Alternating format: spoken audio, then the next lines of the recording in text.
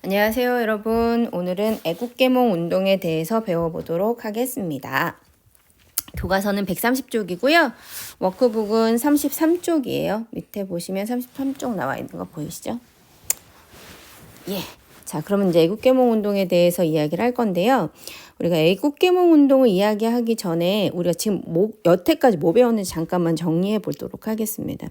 우리 지금까지 국권 피탈기 배웠죠. 자, 우리가 국권 피탈기라고 하는 시기는 러일 전쟁을 전후로 해서, 그러니까 러일 전쟁 이후 전후로 해서 일본이 우리의 주권을 조금씩 빼앗아가는 과정, 그 시기를 국권 피탈기라고 하죠. 자, 그러면 러일 전쟁 직후에 맺었던 조약이 뭐였죠? 한일 의정서였죠. 이 한일 의정서의 내용은 우리 군사용지를 빼앗아가는 거. 그러니까 빼앗은 건 아니고 군사용지를 러일 전쟁 중에 러시아와 전쟁하는 전쟁기지로 우리 영토를 사용하겠다, 자유롭게 사용하겠다라고 했던 게 한일 의정서였고요. 러일 전쟁에서 승기를 잡은 일본이 제1차 한일협약을 맺으면서부터는 우리의 내정 간섭을 하겠다는 한일협약을 맺으면서는 내정 간섭을 하기 위해서 고문정치, 재정고문과 외교고문을 파견했던 조약이었어요. 그리고 러일 전쟁이 끝나고 나서는 제2차 한일협약을 맺으면서 그 강제성을 가지고 있었기 때문에 우리는 이 조약을 을사늑약이라고 부르죠. 여기서 일본은 우리의 주권을 본격적으로 빼앗아가기 시작해요. 외교권을 박탈당했죠, 여기서. 그래서 통관부가 설치가 되고 외교권을 빼앗겼습니다. 그런데 고종이 이 을사늑약의 부당성을 알리기 위해서 헤이그 특사를 보낸 것을 구실 삼아서 고종을 강제 퇴위시키고 일본은 고종을 강제 퇴위시키고 순종을 즉위시킨 후에 다시 조약을 맺었죠. 그게 바로 정미 7조약이었어요. 한일 신협약이라고 불리우는 정미 7조약이었죠. 그리고 나서는 우리 사법권, 경찰권 빼앗아 갔고요. 한국 병합조약까지 1910년에 한국 병합조약 맺으면서 통감부를 없애고 총독부, 그 자리에 총독부를 세우면서 우리 주권을 완벽하게 다 뺏어가는 그런 상황이 되었습니다. 자, 그러면 우리가 뭐 조약이라고는 하지만 강압적이었고 국권을 빼앗겼잖아요. 이런 과정에서 우리라고 가만히 있을 수는 없지. 그래서 우리도 대응을 하게 됩니다. 크게 우리가 두 가지로 대응을 했다고 볼 수 있어요. 뭐 의열투쟁도 있었지만 개별적으로 있었던 의열투쟁도 있었지만 크게는 한쪽에서는 싸우자 라고 하는 쪽이었을 거고 또 한쪽은 아니다. 우리가 이렇게 당하고 있는 것이 너무 우리가 못 배웠기 때문이니 우리도 배우자 라고 하는 방향으로 두 가지 방향으로 나타났다고 볼 수 있어요. 자, 싸우자라고 하는 쪽이 우리가 앞서 배웠던 무슨 투쟁이에요? 항일 의병투쟁이었죠. 그래서 우리 항일 의병투쟁을 을미의병, 을사의병, 정미의병까지 해서 정리해서 배웠었고요. 배우자라고 하는 쪽이 바로 오늘 배울 내용인 애국계몽운동이라고 할 수 있습니다.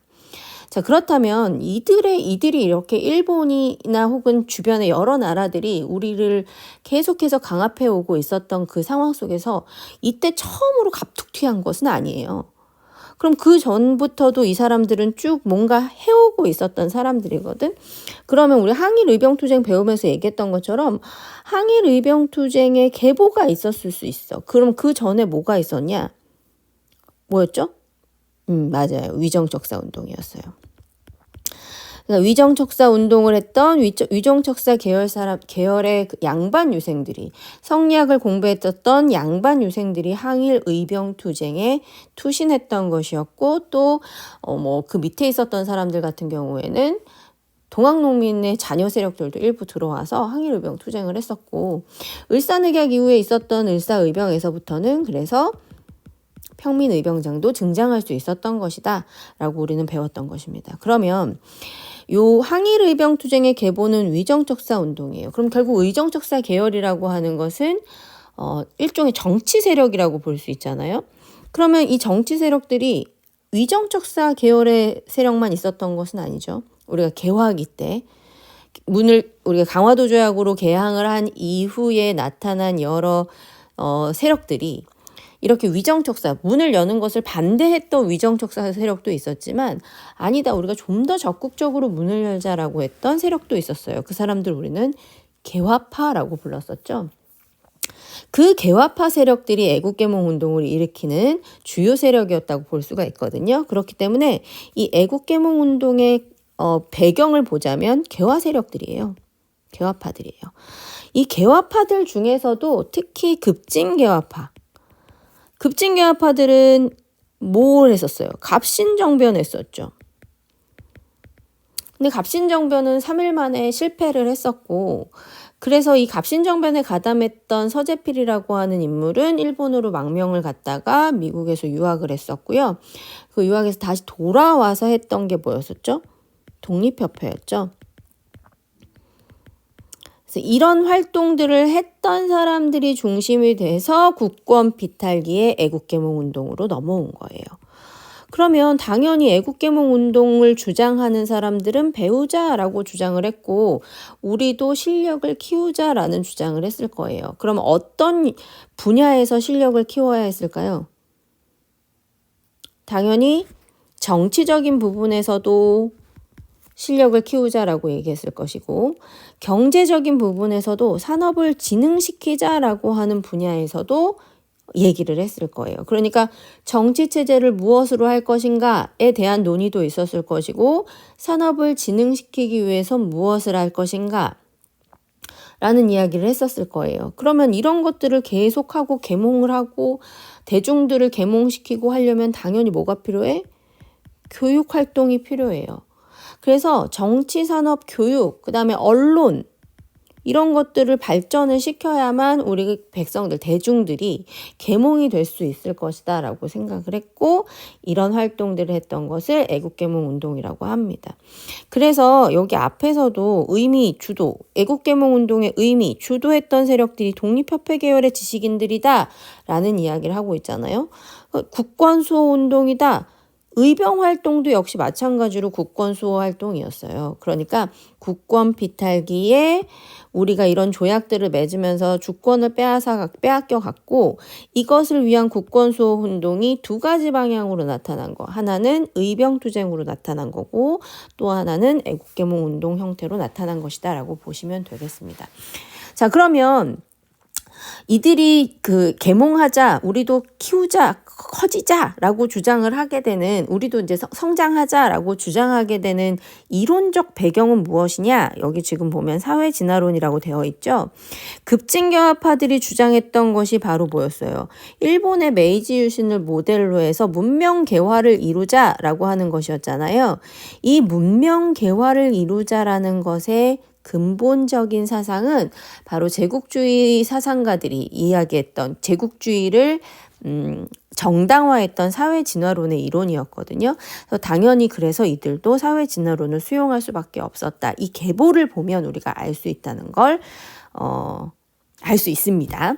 자, 그러면 이들이 교육을 하고 해야 되니까 당연히 뭘 설립해야 돼? 학교를 설립해야 되고 또 언론 등을 통해서 국민 계몽을 해야 되고 산업 진흥을 통해서 경제적인 성장도 해야 되고 이 모든 것을 다 하기 위해서는 제도를 바꿔야 돼. 그 제도를 어떤 제도를 바꿔야 하냐? 정치 제도를 바꿔야 해.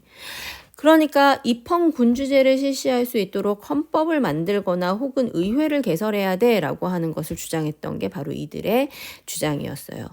그러면 애국계몽 운동하는 사람들은 뭐 이건 각계격파 불가능합니다. 산업을 진흥시키기 위해서 교육하기 위해서 학교를 세우고 뭔가 설립을 해야 돼요. 그래서 이런 주장을 했던 사람들은 대부분 단체를 구성을 하고 그 단체에서 이런 활동들을 했어요. 독립협회도 역시 마찬가지로 단체였던 거잖아요. 그러니까 이들의 계보였던 독립협회도 단체였으니까 이 이후에 애국계몽 운동을 할 경우에도 단체를 구성해서 했어요. 그래서 그 밑에 나오는 애국계몽 운동 단체들이 쭉 나오는 거예요. 역시 국권피탈기였기 때문에 1904년부터 시작됩니다. 자, 연도는 우리가 연도 뭐 다 외워야 돼요 라고 얘기하는데 외우면 좋긴 좋아요, 여러분. 근데 이것도 뭐 굳이 외우는 방법이 있는 게 아니라 순서대로 하면 돼요. 보안에 1904년, 1905년, 1906년, 1907년 이렇게 해서 매년 한 개의 단체들이 만들어졌다. 물론 이 단체 이외에도 엄청나게 많은 단체들이 만들어졌어요. 근데 우리는 주요한 단체만 몇 가지 배우는 것이다라고 생각하시면 됩니다.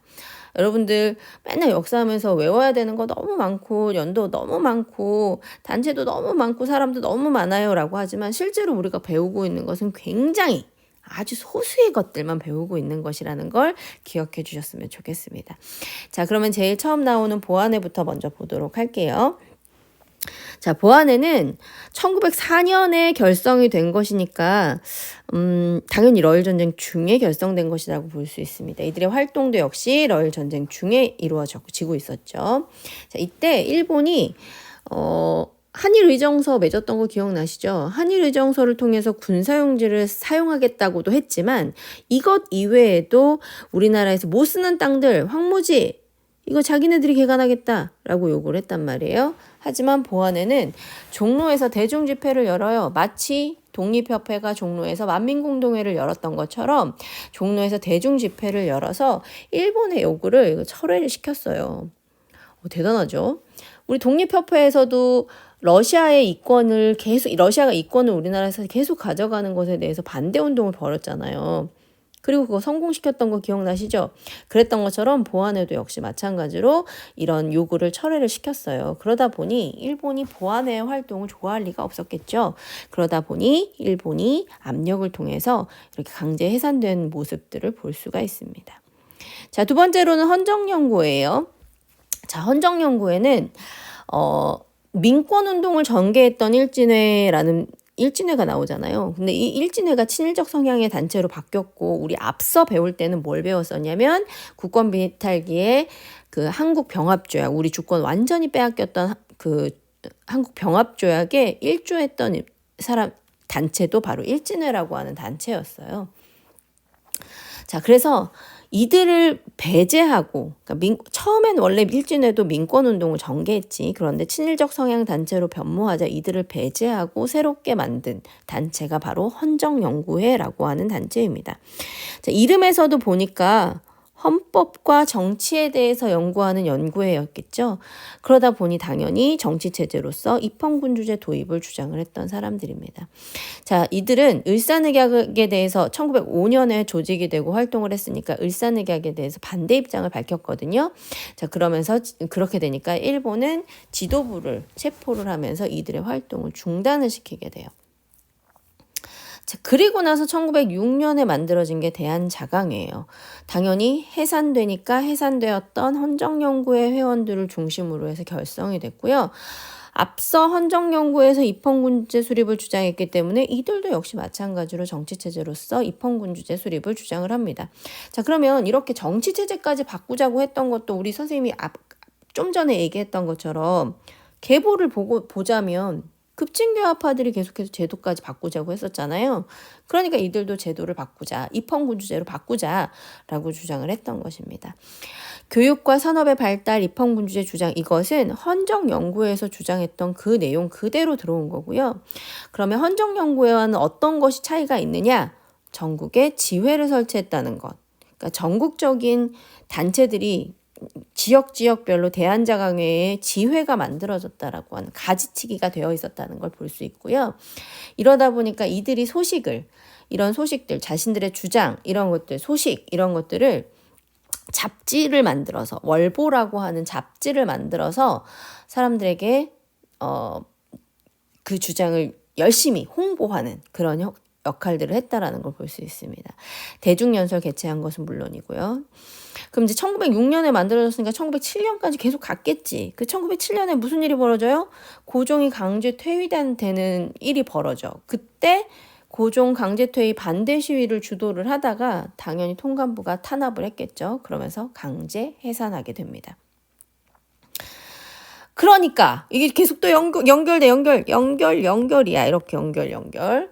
대한자강회가 또 해산되니까 대한자강회 주요 인사들이 또 모여요. 그런데 자기네들끼리만 모인 것이 아니라 천도교 간부들과 함께 조직을 하게 돼요. 자, 이 천도교는 본래 어떤 종교냐? 동학에서 천도교로 이름을 바꿨어요. 종교적인 성격이 훨씬 더 강화되었던 거고 조직화되었기 때문에 천도교 간부들이 함께 조직을 했다라고 할 수 있어요. 그러면 동학 천도교 이거는 우리 민족 종교라고 할 수 있겠죠? 요 천도교는 민족 종교라고 할 수 있어요. 그래서 민족 종교 지도자들 이런 사람들이 함께 하면서 실력 양성할 것을 주장을 합니다. 점진적으로 국권 회복하자라는 주장도 했고요. 입헌군주정 지향한 것도 또 마찬가지예요. 그러니까 지금 입헌군주정 지향했다라고 주장하고 있는 거 다 헌정연구회에서부터 쭉 이어져 왔기 때문에 그렇습니다. 1907년에 대한제강이 해산되고 대한협회가 1907년에 만들어지면서 결국은 대한협회도 역시 일제 탄압으로 활동이 위축되었고요. 일부 세력들은 친일 세력으로 넘어갔다고 합니다. 자, 그러면 이제 여기까지는 일단 요렇게 계보가, 요렇게는 요 세 개는 계보가 이어진 것이다라고 보시면 되겠고요. 진짜 중요한 게 신민회예요. 자, 애국개몽운동 단체들은 전체적으로 보자면 우리 앞에서 다시 돌아와 볼게. 국권 피탈기에 이런 문제들을 해결하자라고 했을 때 한쪽에선 싸우자, 한쪽에서는 배우자였어요. 자, 그러면 실질적으로 애국개몽 운동 세력들은 싸우자라고 주장하는 항일 우병 투쟁하는 사람들을 좋아했을까요? 싫어했을까요? 그렇게 썩 좋아하지 않았어요. 되게 이들은 우리도 배워서 힘을 키우자였어. 아직까지 무장투쟁에서 일본이랑 싸워서 이길 수는 없다라고 주장했던 사람들이기 때문에 이들은 의병에게 우호적이지 않았어요. 의병은 굉장히 무모한 사람들이라고 봤어요. 그래서 의병에 대해서 비우호적이었어. 그런데 신민회만큼은 조금 달랐어요. 다른 단체, 이 단체들은 의병을 조금 무시했다고 해야 되나? 저 사람들은 지금 시대를 제대로 파악하지 못해 라고 생각했던 사람들이었는데 신민회는 좀 달랐어. 그렇기 때문에 우리가 이 애국개몽운동 단체 중에 신민회는 굉장히 중요한 단체로 좀 더 들여다봐야 된다라고 할 수 있습니다. 나중에 사료도 좀 더 볼게요. 자, 결성을 보자면 을사늑약 이후에 일본의 탄압이 심해지면서 안창호와 양기탁 같은 인물들이 비밀결사 형태로 신민회를 조직하게 돼요. 이 신민회는 사실 굉장히 신박한 단체입니다. 사실 그 당시 사람들이 감히 생각할 수 없었던 것을 신민회는 굉장히 많이 했어요. 자, 여러분들 안창호는 도산 안창호 많이 들어봤죠, 그죠? 도산 안창호는 나중에 대한민국 임시정부를 수립해서 거기에서도 굉장히 큰 역할을 했던 인물이었고요. 양기탁이라고 하는 인물도 있었습니다. 자, 이 양기탁이라는 인물은 대한매일신보라고 하는 신문사 사장님이셨어요. 대한매일신보는 양기탁뿐 아니라 영국인이었던 베델이라는 인물과 함께 만든 신문이었기 때문에 영국인 편집자가 있었던 대한매일신보를 일본은 함부로 할 수가 없었어요. 그래서 국권 피탈기에 가장 항일 논조를 강하게 띄었던 신문이 대한매일신보였거든요. 대한매일신보의 사장님이셨던 양기탁, 그리고 나중에 대한민국 임시정부를 수립하는데 큰 역할을 했던 도산 안창호, 이들이 결탁해서 만들어진 단체가 신민회라고 하는 단체예요. 그러다 보니까 일본이 너무 탄압을 심하게 하다 보니 대놓고 하게 되면 지금 봐봐요. 헌정연구회 이것 때문에 활동 중단됐고 활동 중단, 강제 해산, 활동 위축 이렇게 나오고 있잖아요. 그러니까 대놓고 단체를 만들 수가 없는 거야. 그래서 비밀결사 형태로 신민회를 만들었습니다. 이들은 애국개몽운동 단체답게 목표가 교육과 산업진흥, 다른 단체와 똑같아요. 그리고 국민개몽을 통해서 민족의 실력 양성을 추진하자라고 주장을 했던 사람들이에요. 그런데 선생님 좀 전에 얘기했던 것처럼 신민회는 굉장히 신박하다고 했지. 이들은 그 당시 사람들은 함부로 말할 수 없었던 공화정을 바탕을 두고 이야기해요. 공화정의 바탕을 두고 국민국가를 수립하자고 했어. 공화정 뭐예요? 공화정은 왕이 없는 단체, 왕이 없는 정치체제예요. 왕이 없는 정치체제야. 그러니까 지금 현재 있는 대한제국이라고 하는 나라 자체를 부정하는 거예요. 새롭게 세워질 나라는 왕족은 없어야 돼. 왕은 없어야 되는 거야. 그냥 공화제를 통해서 국민국가를 만들자, 진정한 민주주의 국가를 만들자라고 주장했던 게 바로 신민회라고 하는 단체예요. 그러니까 국민들도 새롭게 바뀌어야 되고, 정치체제도 완벽하게 새롭게 바뀌어야 되고, 교육도 새롭게 바뀌어야 되고, 모든 것이 새롭게 바뀌어야 된다라고 생각을 했기 때문에 이름도 새로운 신자 써서 신민회가 되는 거지.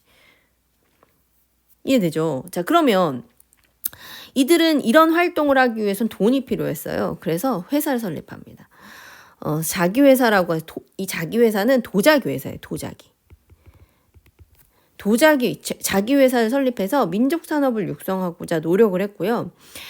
교육 활동을 엄청 열심히 하거든요. 그래서 평양의 대성학교, 정주의 오산학교 이런 것들을 설립을 해서 인재를 양성을 하게 돼요.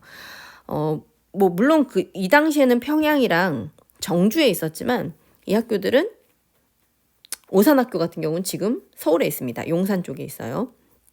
옮겨온 거지. 그래서 여러 가지 인재 양성들을 하게 돼요. 이 대성학교를 누가 세웠냐? 도산 안창호가 세웠고요. 이 정주에 세웠던 오산학교를 이승훈이라고 하는 교육자가 세우게 됩니다. 또 태극서관이라고 하는 서점 같은 것, 출판사 같은 것을 운영을 하면서 서적을 출판을 하고 공급을 하게 됩니다. 그런데 신민회는 이것뿐만 아니라 우리 앞선 이 단체들, 앞선 보안의 헌정연구회, 대한자강회, 대한협회 같은 이런 단체들은 의병 활동에 대해서 우호적이지 않다고 했죠. 그런데 이들은 우리가 이렇게 애국계몽하면 실력만 키우고 있을 필요가 없다. 실력도 키우되 한편에서는 뭐도 해야 된다? 독립군을 양성해야 된다라고 했어요. 그래서 무관학교 설립하자. 그리고 우리가 싸우기도 해야 된다. 그래서 이들은 의병에게 아주 비우호적이진 않았어요. 우호적이냐 비우호적이냐로 놓고 보자면 좀 더 우호적이었다라고 볼 수 있습니다. 그래서 이들은 1909년에 일제의 탄압이 강화되자 더 이상 이 안에서 일본과 무력으로 싸우긴 힘드니 어디로 가자? 만주로 가자. 그래서 만주의 삼원보라고 하는 곳으로 가서 독립군 기지를 건설해요. 그리고 여기에다가 신흥강습소라는 걸 만들고 이 신흥강습소는 나중에 신흥무관학교라는 이름으로 바뀌어서 독립군을 양성했고 우리 여러분들 1학기 때 다 배웠죠. 1920년대 청산리 전투, 봉오동 전투 이런 거 다 배웠었죠. 그런 단체들, 그 전투를 승리로 이끌었던 여러 단체들의 장교들을 전부 이 신흥무관학교에서 배출을 하게 됩니다. 그리고 여기에다가 이 신흥무관학교에도 돈 된 사람 이회영인 거 여러분들 다 배웠던 거 기억나죠? 노블리스 오블리제의 거의 대표적인 인물이죠. 이 이회영 같은 사람도 신민회의 회원이었어요. 이렇게 해서 독립군도 양성을 하자라고 주장을 했었죠. 그런데 결국 이들도 백오인 사건이라는 사건을 통해서 조직이 발각되면서 해체가 되었는데요. 해체된 건 1911년이에요. 그러니까 식민지 시기예요. 꽤 오랫동안 활동을 했었다. 다른 단체에 비해서 보자면 비밀결사 형태를 만들고 전국에서 여러 가지 다방면으로 정치, 경제, 교육적인 면에서 다방면으로 활동을 했고 언론도 역시 마찬가지로 활동을 하면서 1911년까지 가게 되는데요. 요 백오인 사건은 왜 일어난 거냐면 그 당시 조선의 초대 총독이 데라우치 총독이라고 하는 총독이 있었는데 이 총독을 암살하려고 했던 인물이 있어요. 그 사람이 안명근이라고 하는 사람인데 이 안명근은 사실은 안중근의 사촌 동생이에요. 이토 히로부미 초대 통감이었던 이토 히로부미를 안중근 우리 형이 죽였으니 나는 초대 총독 데라우치 총독 죽이겠다라고 하면서 등장했던 안명근이 못 죽여요. 암살을 하려다가 계획이 실패하게 됩니다. 이 실패하면서 안명근을 잡아들이면서 신민의 간부들을 이 사건에 결부를 시켜요. 그러면서 신민의 간부, 전국에 있었던 신민의 간부 105명을 사건을 날조해서 검거를 했고요. 이 사람들한테 유죄 판결을 내리게 되면서 그러니까 지도부가 사라지게 된 신민회는 더 이상 활동을 하기가 어려워지면서 이게 해체가 되면서 결국 애국계몽 운동을 하던 사람들조차도 이제 만주나 연해주로 넘어가는 그런 모습들이 보여지게 됩니다. 그래서 사실은 여러분들이 배운 이 모든 애국계몽 운동 단체 중에 제일 중요한 것은 바로 무엇이다? 신민회다 라고 하는 것을 보시면 되겠습니다. 우리 조금 이따가 교과서 좀 볼 건데, 교과서에 나오는 사진들 좀 볼 건데, 그 사진에서 신민회 배고인 사건 뭐 이런 모습도 좀 보도록 할게요. 자, 이거 외에도 기타 애국계몽 운동 단체들이 있었습니다. 자, 호남 학회겠죠? 예, 걔는 아니고 오타가 좀 많았네요. 예, 호남학회, 호서학회, 서북학회, 기호흥학회, 교남학회, 관동학회 이런 여러 가지 단체들이 있어서 신교육을 보급하기 위해서 사립학교를 만들고 여러 가지 활동들을 했던 모습들을 여러분들이 기억하시면 되겠습니다. 이제 사료 볼 거예요. 사료 좀 보도록 할게요. 교과서 131쪽에 나와 있는 사료입니다. 워크북은 당연히 34쪽이겠죠. 자, 요거 보면 일단 첫 번째 보면 대한자강회부터 보시면 되겠습니다. 여기 1번에는 대한자강회 넣으시고요. 빈칸 채우시면 되고요. 자, 이거 우리 대한자강회인지 어떻게 알 수 있냐? 우리나라의 독립은 자강에 있다라고 하면서 자강이라는 표현이 나오네요. 자강에다 표시 한번 해주세요.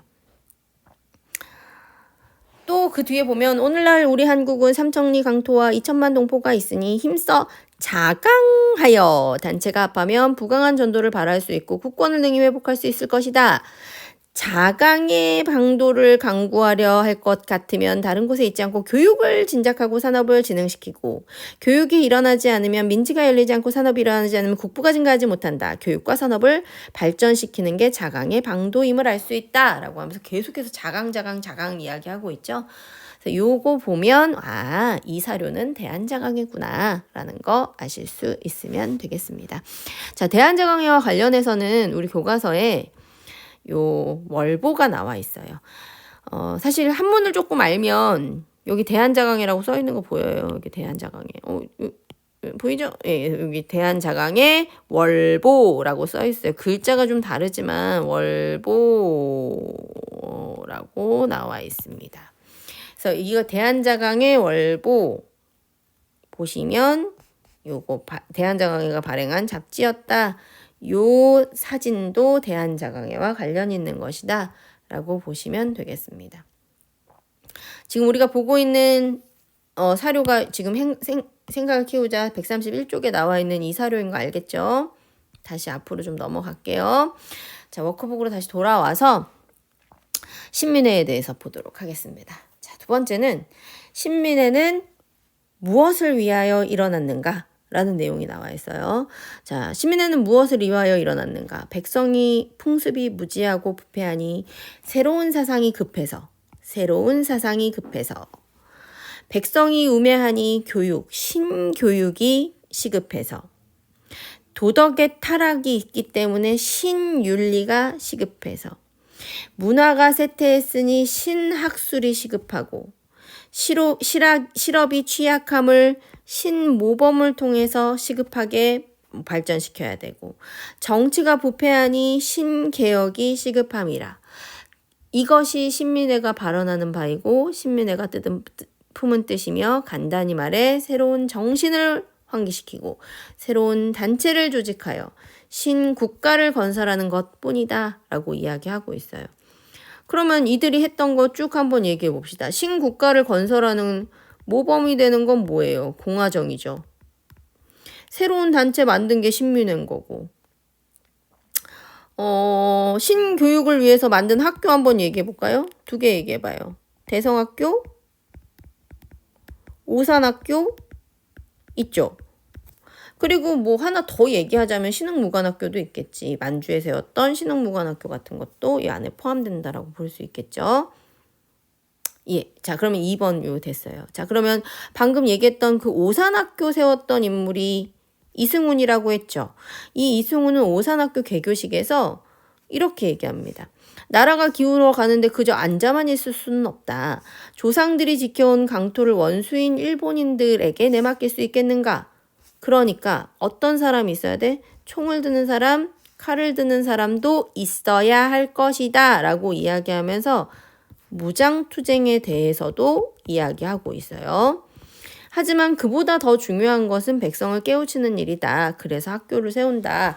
라고 이야기를 하고 있는데 무장투쟁보다 더 중요한 것은 교육이긴 해요. 하지만 계몽이긴 해. 깨우치는 것이니까 계몽이긴 하지만 그럼에도 불구하고 이들은 무장투쟁 자체를 무시하지 않았다는 걸 알 수 있어요. 총을 드는 사람, 칼을 드는 사람도 있어야 할 것이다 라고 했으니까. 만약에 다른 단체였다면, 신민회가 아닌 다른 단체였다면 총을 드는 사람, 칼을 드는 사람들은 무모할 뿐이다 라는 표현을 썼겠지. 하지만 여기에서 뭐라고 돼 있어요? 있어야 할 것이다 라고 했기 때문에 무장투쟁도 필요한 것이다 라고 주장했던 게 신민회였다 라고 볼 수 있습니다. 자, 그러면 이제 교과서에 나와 있는 거 조금만 더 보고 교과서에 있는 자료들 조금만 더 보고 볼 게 있는지 조금만 더 보려고 했더니 특별히 볼 건 없네요. 자, 지금 여기 보니까 태극서관이 광고하고 있는 거 보이죠? 여기도 이승훈 이름이 나와 있는 거 보니까 신민회에 관련된 것이구나. 그래서 특별 광고 나와 있는 모습 나와 있고요. 월보는 봤고요. 옆에 나와 있는 이 대성학교 관련된 사진이 있네요. 예, 1908년에 평양에 세운 학교라고 나와 있습니다. 신민회는 1907년에 만들어졌지만 이 대성학교 자체는 1908년에 만들어졌으니까 이런 것도 유의해서 하나씩 보시면 되겠습니다. 예, 애국계몽운동 그럼 오늘은 여기까지 하는 걸로 할게요. 수업이 빨리 끝나긴 했는데 여러분들 수고하셨고요. 다음 시간에 만나도록 하겠습니다. 예, 수고하셨습니다.